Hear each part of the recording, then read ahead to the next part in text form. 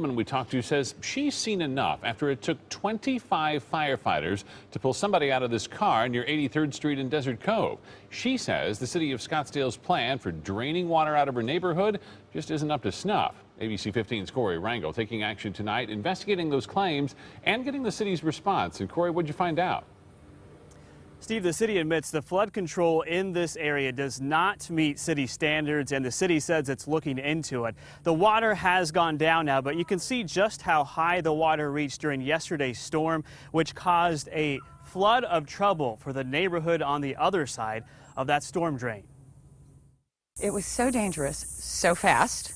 This is what Charlotte Painter's Scottsdale Street looked like yesterday. She watched the fast-moving floodwaters trap a woman in her car. The high water then forced the fire department to turn around to find another way to get closer to the car. Those moments where a fire department turns around and looks for another entry point could be life or death for someone. And that worries Charlotte because she says it's not just big storms that flood her street. This is something we have on a regular basis. We get a rain, a massive amount of water is collected in this retention basin, an enormous volume of water is pushed rapidly and dangerously fast through a small hole right here.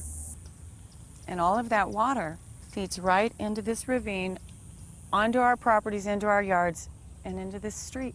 There's just no way to clear the water. As the area has grown, Charlotte says the flooding has gotten worse and wants the city to do something. I would like to think of the city as our advocates, and I think they are. I'm just not sure why they thought this was a good solution, and maybe they have a reason why this is acceptable, but it certainly isn't to us.